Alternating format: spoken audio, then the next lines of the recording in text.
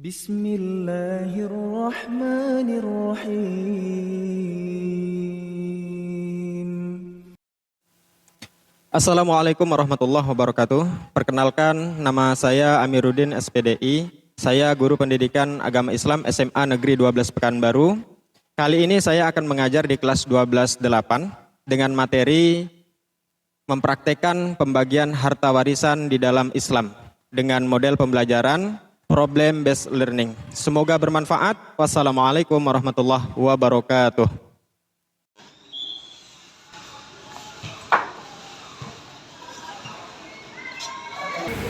Assalamualaikum. Waalaikumsalam warahmatullahi wabarakatuh.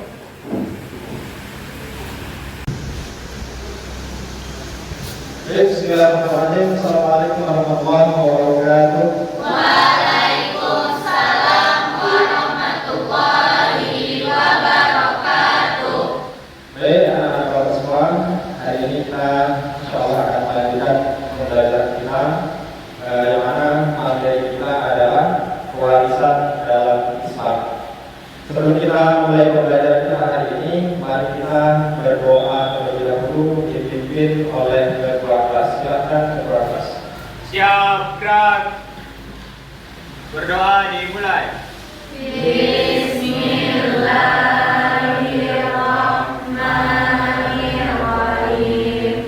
Rabbi shrahli sadri wa yassir li amri wahlul 'uqdatam min lisani yafqahu qawli. Hari ini insyaallah membawa keberkahan dan bermanfaat di dunia dan akhirat. Amin amin ya rabbal alamin. Baik, apa kabar anak-anak Bapak semua? Alhamdulillah, luar biasa. Allahu Akbar.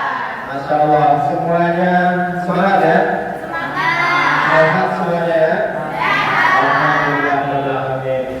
Kira-kira hari ini ada kawan kita yang tidak hadir? Ada Pak, Nah, siapa? Ahmad Faruk sama Laili Pak. Ya, sebentar ya, saya ambil dulu Pak Husainnya. Apa namanya Ahmad Faruk? Ahmad Faruk sakit. Lalu siapa lagi? Laili Pak. Laili. Apa namanya? Sama juga saya. Sama. Kita hari ini coba dicek kalau ada baju yang keluar untuk yang buka, silahkan dimasukkan terlebih dahulu. Silahkan cek perhatiannya. Dan kalau ada sampah di bawah mejanya, kertas atau plastik, silahkan diambil. Dimasukkan dalam sakunya dulu. Kalau sudah keluar nanti baru dibuang ke tong sampah. Baik, apakah hari ini sudah siap untuk belajar? Oke, kita tes dulu ya. Sudah benar-benar siap atau belum? Kita cek kefokusan kita terlebih dahulu. Bisa mulai?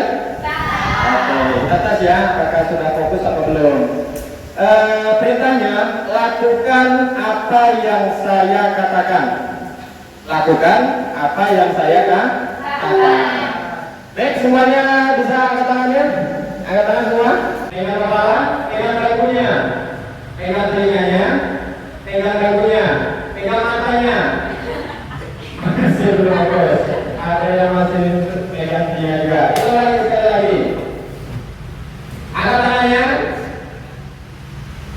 Pegang kepalanya, sambil bergerak kepalanya, pegang dagunya, pegang telinganya, pegang matanya, pegang kakinya. Oke, kita tes sekali lagi ya, ini sudah mulai fokus. Kita tes sekali lagi. Angkat tangannya, pegang kepala, pegang telinga, pegang dagu, pegang mulut. Oke, selamat fokus. Ya, karena kita semua sudah fokus, kita sudah bisa memulai pembelajaran kita hari ini. Baik, kita akan melanjutkan materi kita hari ini. Materi hari ini adalah mempraktekkan warisan di dalam Islam. Mempraktekkan warisan di dalam Islam. Ya, kalau pertemuan yang lalu kita sudah membahas mengenai teori ya, seperti pengertian harta warisan, lalu ada ahli waris, kemudian ada cara bagaimana kita melihat tabel pembagian harta warisan. Nah, hari ini kita akan mencoba untuk mempraktekkan atau bagaimana cara membagikan harta warisan itu sesuai dengan syariat Islam. Nah, coba siapa yang masih ingat apa itu harta warisan? Ya, silakan Kak Tron. Harta warisan itu adalah seluruh kekayaan, hak dan kewajiban yang ditinggalkan oleh pewaris setelah kematiannya. Nah, hal-hal tersebut akan berpindah ke kepemilikannya terhadap ahli waris yang berhak. Iya. Jadi kalau kita sepakati ya, kalau ada kawan kita yang bisa menjawab, nanti kita apresiasi kawan kita dengan cara kasih dia W, kasih dia O, kasih dia W, beri dia O. Kita ulangi, kasih dia W, kasih dia O, kasih dia W, beri dia O.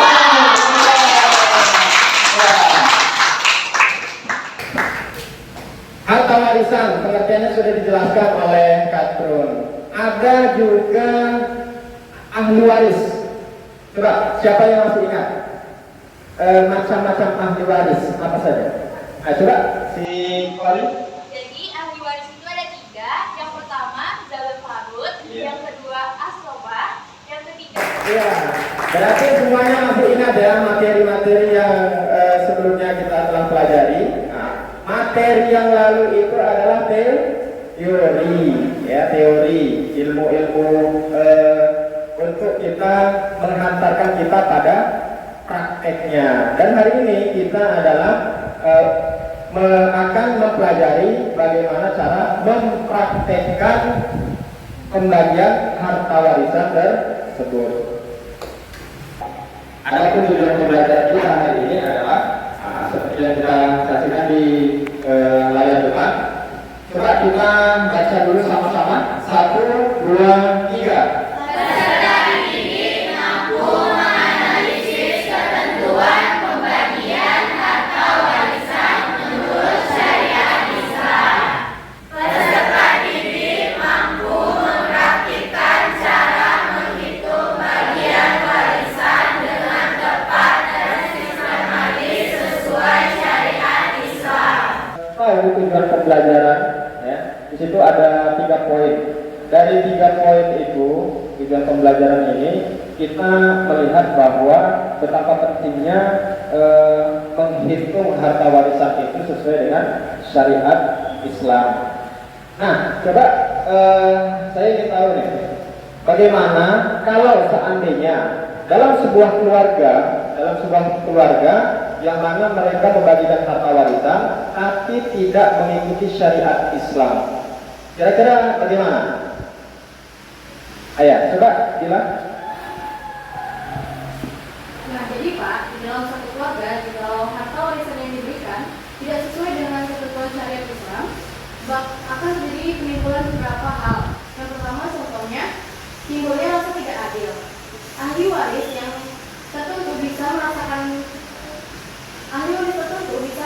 dirugikan jika harta warisan yang ia dapatkan tidak sesuai dengan ketentuan syariat Islam atau ketetapan Allah Subhanahu wa Ta'ala.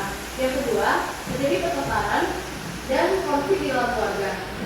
Harta warisan yang diberikan tidak sesuai dengan ketentuan syariat Islam menjadi sumber masalah, bahkan bisa menimbulkan. Di sini ada yang pernah mendapatkan harta warisan? Belum. Ya, belum pernah. Tapi suatu saat kita pasti akan mendapatkan harta warisan. Kalau Anda punya orang tua, ada saudara, ya kalau kita ada hak mendapatkan harta warisan, nanti akan bisa mendapatkan harta warisan. Nah, karena pentingnya membagi harta warisan ini sesuai dengan syariat Islam, saya punya video, nanti kalian silahkan perhatikan video itu, nanti saya akan tanya komentarnya. Ya, mungkin saya dan anak pelaku pembunuhan satu keluarga di Desa Marga Jaya, Kecamatan Negara Batin, Kabupaten Waikanan, Lampung mengaku menyesali perbuatan sadis yang dilakukannya. Keduanya membunuh 5 orang keluarganya hanya gara-gara urusan warisan. Selanjutnya keluarga semuanya saya minta maaf atas Di balik jeruji besi, kedua pelaku pembunuhan di Waikanan Lampung ini menyampaikan permohonan maaf kepada keluarga korban dan mengaku menyesali perbuatannya. Keduanya ditetapkan sebagai tersangka setelah membunuh satu keluarganya sendiri yang terdiri dari ayah kandung, ibu tiri, saudara kandung, adik tiri, dan keponakannya. Kedua pelaku dengan sadis menghabisi 5 nyawa anggota keluarga ini karena ingin menguasai harta warisan. Pelaku sebelumnya membunuh 4 korban dan membuangnya ke sumur yang sulit. Bisa menanggapi dari video yang kita tampilkan tadi? Ada, mari Pak. Iya, silakan Pak. Tanggapan saya tentang video yang Bapak tontonkan tadi, saya merasa bahwa pembagian harta warisan dalam video tersebut itu tidak dibagikan sesuai secara syariat Islam. Makanya itu bisa membuat keluarga kita hancur sampai mereka itu melakukan pembunuhan. Nah, ketika kita melakukan pembagian harta warisan itu secara syariat Islam atau mengikuti Al-Quran, itu tidak akan membuat kita hancur atau membuat sampai terjadinya pembunuhan atau kejahatan lainnya. Karena harta itu hanya sementara, sedangkan dosa orang itu dosanya sangat-sangat besar. Mungkin itu tanggapan saya mengenai video yang Bapak tampilkan tadi. Warisan itu harus sesuai dengan syariat Islam. Nah, pada kali ini kita akan mempraktekkan. Jadi saya di sini sudah menyiapkan beberapa LKPD untuk kalian kerjakan. Nanti akan saya bentuk kelompok, ya. Saya akan bentuk kelompok. Jadi nanti silahkan kalian diskusi dengan kawan satu kelompoknya. Setelah itu nanti kita akan presentasikan setiap kelompoknya di depan. Siap? Ya, nanti saya akan bentuk kelompoknya. Siapapun yang dapat nomor yang sama, nanti kalian itu adalah kelompoknya, gitu ya. Misal nanti yang dapat nomor 1, siapapun yang dapat nomor 1, dia berarti kelompok 1. Siapa saja yang dapat nomor 2, kelompok 2. Siapa saja yang dapat nomor 3, begitu seterusnya. Ya kan? Nah, saya mulai di sini 1, 2, 3, 4, 1, 2, 3, 4, 1, 2, 3, 4, 1, 2, 3, 4, 1, 2, 3, 4. Ya. Jadi siapapun yang dapat nomor yang sama berarti itu satu kelompok, dan silahkan bentuk kelompoknya dari sekarang.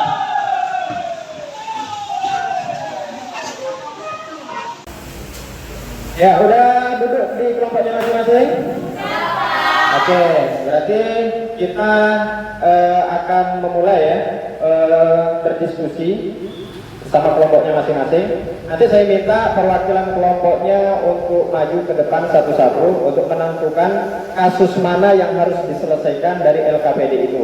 Karena LKPD yang saya siapkan masing-masing itu berbeda, ya, berbeda. Berarti semua kelompok ini nanti kasusnya berbeda-beda. Baik, mungkin bisa dimulai dari kelompok ini terlebih dahulu. Kelompok berapa? Ya, kelompok 2 boleh, kemudian maju ke depan.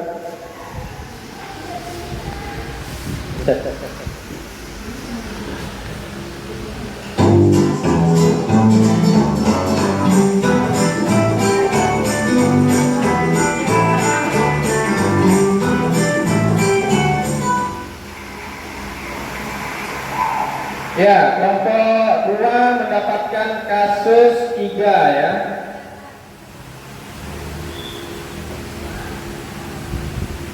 Kasus 3. Ya, silakan duduk lagi. Kelompok yang belakang, silakan perwakilannya.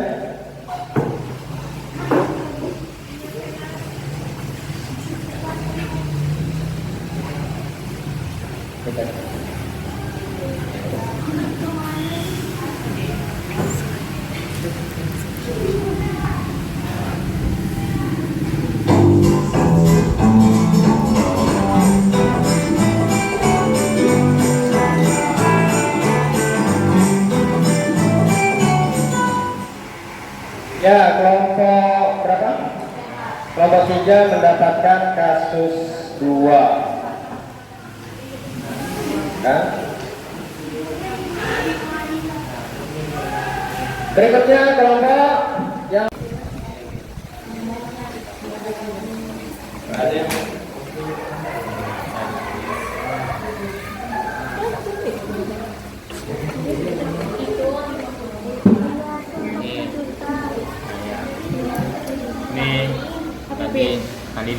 ya, dari tugas yang saya berikan ini, yang kalian lihat, apakah masih ada yang belum memahaminya? Sudah paham semua? Oke, silahkan kalian kerjakan.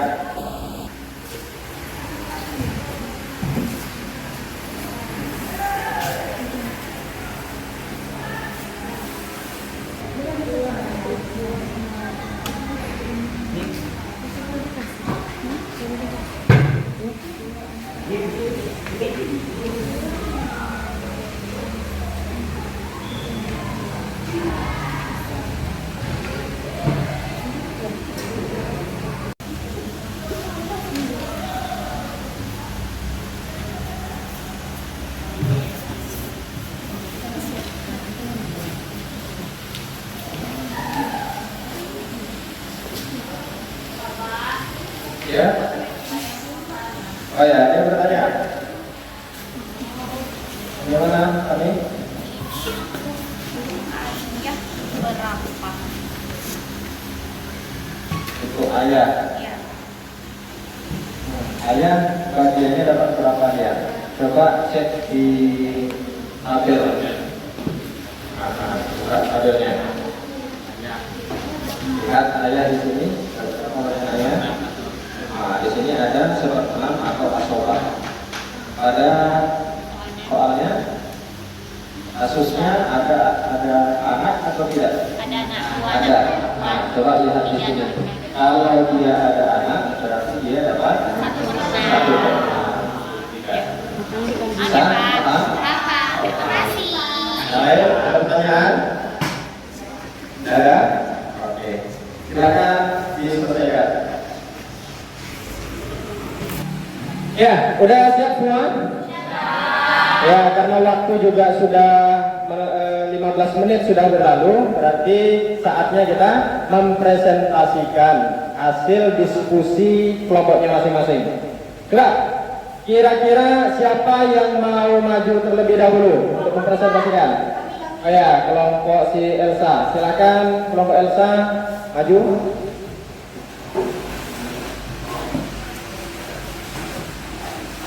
Assalamualaikum warahmatullahi wabarakatuh. Waalaikumsalam warahmatullahi wabarakatuh. Kami dari kelompok 1 ingin mempresentasikan dan menjelaskan hasil dari diskusi kelompok kami mengenai kasus 1. Sebelum itu, saya akan menulis jawabannya terlebih dahulu.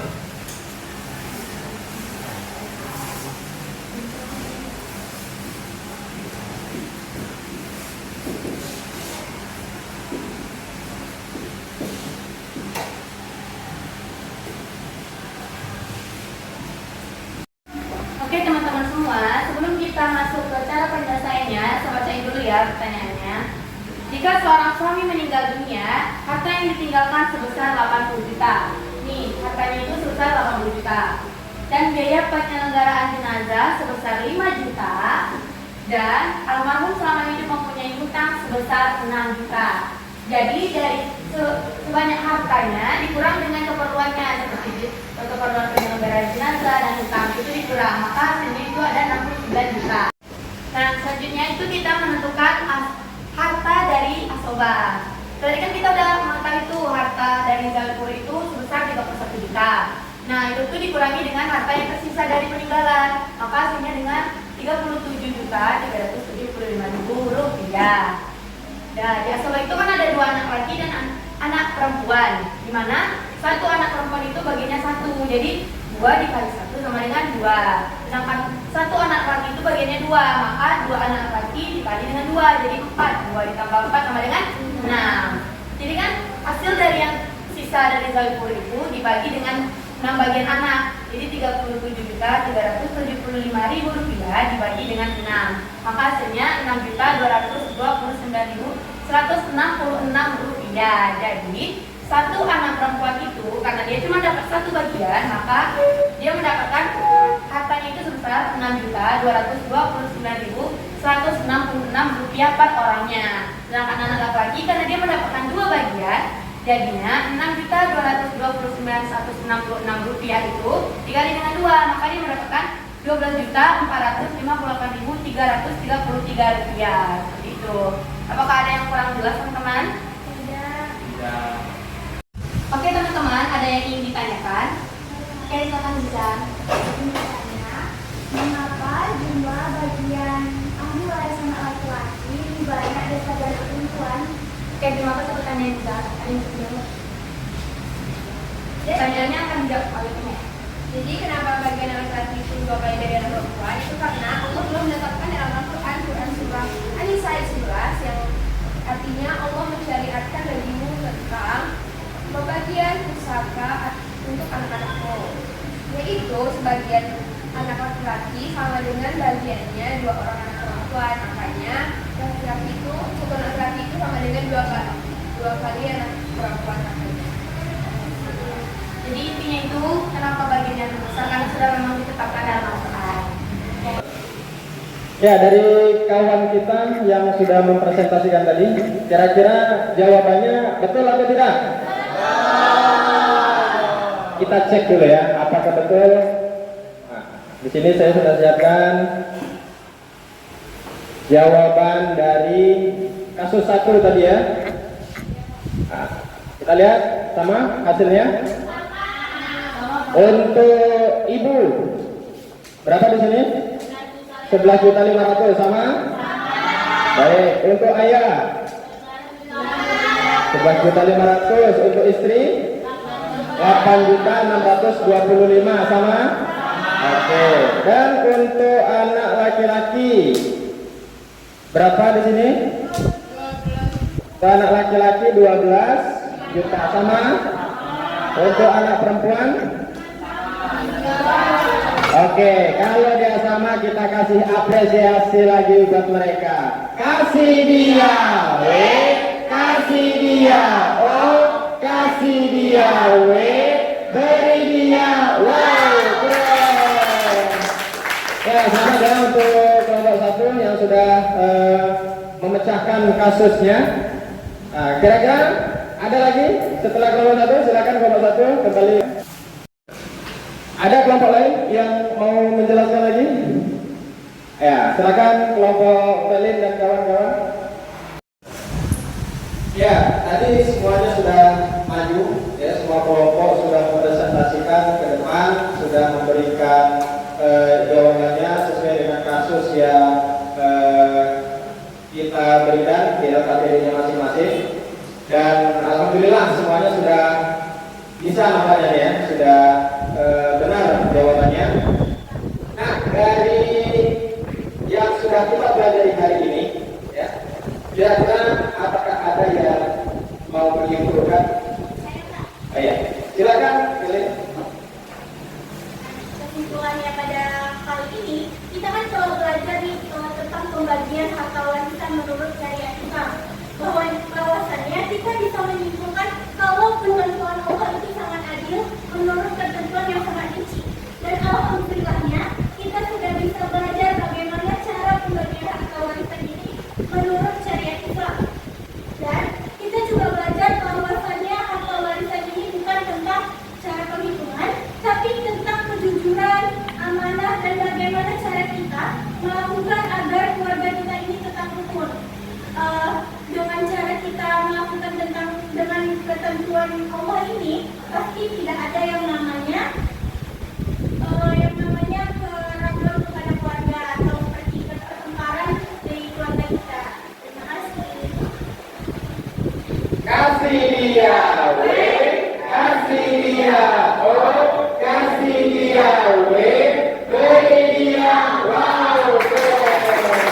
ya. Kalau kita sudah menyimpulkan tadi, ada yang menambah? Cukup? Ya, berarti intinya adalah disampaikan oleh kawan kita tadi bahwa mempraktikkan harta warisan ini tentu sangat kita butuhkan, tentunya harus sesuai dengan syariat Islam. Seperti yang kita jelaskan di awal tadi bahwa aturan dalam syariat Islam ini adalah yang mengatur adalah Allah. Jadi agar ada keadilan, agar tidak terjadi kesenjangan di antara keluarga, maka itulah Islam hadir untuk memperbaiki itu semua agar jangan sampai terjadi permasalahan di dalam keluarga kita. Apalagi sampai seperti dalam video tadi, sampai saling membunuh. Ya, mungkin dari materi yang kita pelajari hari ini, apakah semuanya sudah paham? Ada yang masih belum paham? Tidak. Dari pembelajaran hari ini yang sudah kita lakukan, apakah pembelajaran hari ini menyenangkan? Alhamdulillahirabbil alamin. Artinya berarti kalian sudah memahami ya. Kalau kalian senang berarti insya Allah semuanya paham. Ada untuk mengukur pemahaman kalian, apakah kalian sudah benar-benar paham atau belum? Saya sudah menyiapkan tugas ya. Cuman karena waktu mungkin tidak mencukupi untuk mengerjakan saat ini, nanti tugasnya akan saya berikan lewat Google Classroom. Nanti kalian bisa cek di rumahnya. Lalu pertemuan yang akan datang nanti akan saya koreksi. Ya. Ya, alhamdulillah hari ini kita sudah selesai belajarnya hari ini. Untuk mengakhiri perjumpaan kita pada hari ini, mari kita sama-sama berdoa dipimpin oleh ketua kelas. Siap, gerak.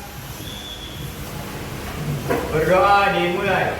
Bismillahirrahmanirrahim. Subhanakallahumma wa bihamdika asyhadu an la ilaha illa anta astaghfiruka wa atubu ilaik. Ya, sampai jumpa di pertemuan yang akan datang. Jangan lupa tugas yang saya